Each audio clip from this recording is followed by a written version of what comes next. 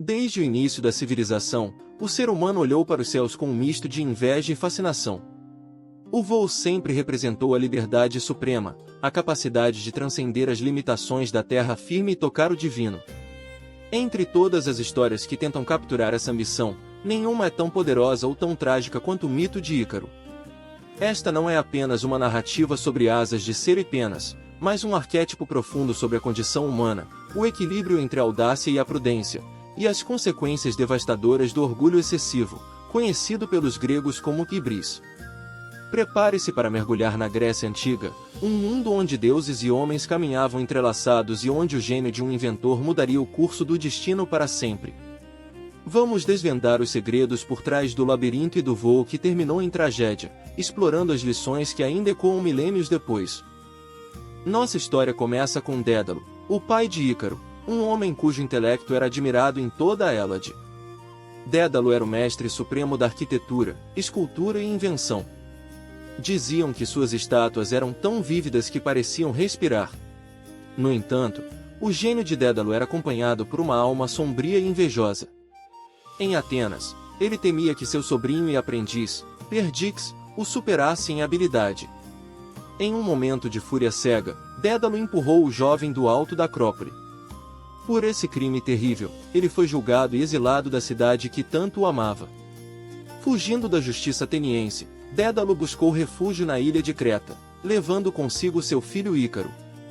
Mal sabia ele que sua chegada ao reino do rei Minos daria início a uma sequência de eventos que o levaria à sua maior obra e à sua maior perda. Em Creta, o rei Minos recebeu Dédalo com honras, reconhecendo que o talento do inventor poderia servir aos seus propósitos grandiosos. Minos enfrentava um dilema terrível. Sua esposa, Pasífae, fora amaldiçoada a se apaixonar por um touro branco, e dessa união nasceu o Minotauro, uma criatura monstruosa com corpo de homem e cabeça de touro. Envergonhado e temeroso, o rei ordenou que Dédalo construísse uma prisão da qual ninguém jamais pudesse escapar. Assim nasceu o Labirinto de Creta, uma estrutura tão complexa e cheia de caminhos enganosos que o próprio Dédalo quase se perdeu ao final da construção. O labirinto tornou-se o centro de um culto de medo, onde jovens atenienses eram sacrificados à fera. Dédalo era agora o arquiteto do terror de Minos, preso por sua própria habilidade em uma ilha onde a liberdade era uma ilusão. O destino de Dédalo mudou drasticamente quando o herói Teseu chegou a Creta para matar o Minotauro. Ariadne, filha de Minos, apaixonou-se por Teseu e implorou a ajuda de Dédalo para salvar o herói. O inventor entregou a Ariadne o famoso novelo de lã, permitindo que Teseu marcasse seu caminho de volta após derrotar a fera. Quando Minos descobriu a traição, sua fúria foi implacável. Ele percebeu que apenas Dédalo poderia ter revelado os segredos do labirinto. Como punição, Minos trancou Dédalo e seu jovem filho Ícaro em uma torre altíssima, cercada pelo mar e vigiada por guardas armados. Dédalo olhava para o horizonte, percebendo que as rotas marítimas estavam bloqueadas e as estradas terrestres eram vigiadas. A única saída possível para a liberdade não estava no chão, mas no vasto e inexplorado céu azul que se estendia acima deles. Enclausurados na torre, Dédalo começou a observar o comportamento das aves que pousavam nas janelas. Ele percebeu que a natureza já havia resolvido o problema que o atormentava. Com uma mente brilhante e mãos habilidosas, ele começou a coletar centenas de penas de diferentes tamanhos. Ele usou fios de linho para amarrar as penas maiores e cera de abelha derretida para fixar as menores, criando uma estrutura que imitava perfeitamente a curvatura das asas de um pássaro grande. Ícaro, ainda jovem e curioso, observava o pai com admiração, brincando com as penas que caíam e moldando a cera amolecida com os dedos, sem compreender totalmente o perigo da empreitada. Dédalo estava criando algo que nenhum mortal jamais possuíra, o poder de desafiar a gravidade e fugir do alcance de um rei tirano através das nuvens. Finalmente, 2 pares de asas estavam prontos. Antes de partirem, Dédalo chamou Ícaro para um aviso solene que determinaria sua sobrevivência. Ele disse: "Filho, preste muita atenção. Você deve voar pelo caminho do meio. Se voar baixo demais, a umidade do mar pesará em suas penas e você cairá nas águas. Se voar alto demais, o calor do sol derreterá a cera que mantém suas asas unidas. Siga-me de perto e não se desvie do curso. Era um conselho sobre a virtude da moderação, um conceito central na sabedoria grega. Dédalo, com as mãos trêmulas de medo e esperança, prendeu as asas nos ombros do filho e depois nos seus próprios. O momento da verdade havia chegado. Com um salto desesperado da janela da torre, pai e filho bateram os braços e, para seu espanto, o ar os sustentou. O voo inicial foi uma experiência transcendental.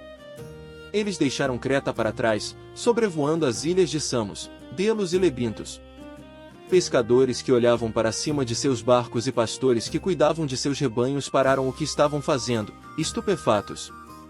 Eles acreditaram estar vendo deuses cruzando o firmamento, pois nenhum homem jamais havia realizado tal feito. No início, Ícaro seguiu as instruções do pai fielmente, sentindo o vento frio contra o rosto e a resistência do ar sob suas asas. No entanto, à medida que a confiança crescia, o medo era substituído por uma euforia perigosa. A sensação de poder era inebriante. Ícaro sentiu que o mundo pertencia a ele e que as regras de seu pai eram limitações para sua nova natureza divina. Ele começou a subir, batendo as asas com cada vez mais vigor, desejando alcançar as alturas mais puras do éter. Ignorando os gritos desesperados de Dédalo, que voava mais abaixo, Ícaro subiu cada vez mais alto. O sol, personificado pelo deus Hélio em sua carruagem de fogo, estava agora muito perto. O calor intenso começou a amolecer a cera de abelha que unia as penas. Primeiro, pequenas gotas de cera dourada começaram a escorrer pelos braços do jovem. Em seguida, as penas começaram a se soltar uma a uma, flutuando suavemente no ar antes de caírem em direção ao oceano. Ícaro bateu os braços com mais força, mas não havia mais resistência, ele estava apenas agitando os braços nus contra o céu implacável. O pânico substituiu a euforia. O brilho do sol, que antes parecia um convite à glória, tornou-se a chama que selou seu destino. Em um instante trágico, a gravidade reivindicou o que a audácia havia tentado roubar. Ícaro despencou dos céus como uma estrela cadente. Seus gritos pelo pai foram abafados pelo som do vento e, finalmente, pelo impacto violento nas águas profundas do mar. Dédalo, olhando para trás e não vendo mais o filho, começou a gritar em agonia: Ícaro! Ícaro! Onde você está? Ele avistou apenas as penas flutuando nas ondas, um rastro lamentável do que fora o maior triunfo de sua engenharia. Dédalo desceu até a costa da ilha mais próxima, onde o corpo do filho foi levado pelas correntes. Tomado por uma tristeza incomensurável, ele enterrou Ícaro naquela terra, que em sua memória passaria a ser chamada de Icária, e o mar ao redor, de Mar Icário. O inventor continuou sua jornada até a Sicília, mas sua alma estava permanentemente fragmentada pela culpa de ter dado ao filho os meios para sua própria destruição. O mito de Ícaro sobreviveu através dos séculos como um poderoso lembrete dos limites humanos. Ele personifica o conceito de vontade de potência que ignora a realidade física e moral. Na arte, na literatura e na psicologia, a queda de Ícaro é citada para ilustrar o perigo da ambição desmedida e a importância de ouvir a sabedoria dos mais velhos. No entanto, há também uma beleza trágica em seu voo. Ícaro foi o primeiro homem a experimentar a liberdade total, mesmo que por breves momentos. Sua história nos questiona: é melhor viver uma vida longa e segura na mediocridade, ou arriscar tudo por um momento de glória absoluta tocando o sol? O equilíbrio entre esses dois extremos continua sendo um dos maiores desafios da jornada humana, fazendo de Ícaro um herói e uma vítima da nossa eterna busca pelo impossível. Espero que esta jornada pelo mito de Ícaro tenha inspirado você a refletir sobre suas próprias asas e os limites que escolhemos desafiar. Se você gostou desta exploração épica da mitologia grega e da natureza humana, não se esqueça de deixar o seu like e se inscrever no canal para mais documentários profundos como este. Sua interação é fundamental para continuarmos trazendo histórias que moldaram a nossa civilização. Deixe nos comentários: você se identifica mais com a cautela de Dédalo ou com o espírito aventureiro de Ícaro? Qual outro mito você gostaria de ver por aqui? Muito obrigado por assistir até o final e nos vemos na próxima grande história. Até lá, voe alto, mas cuidado com o sol.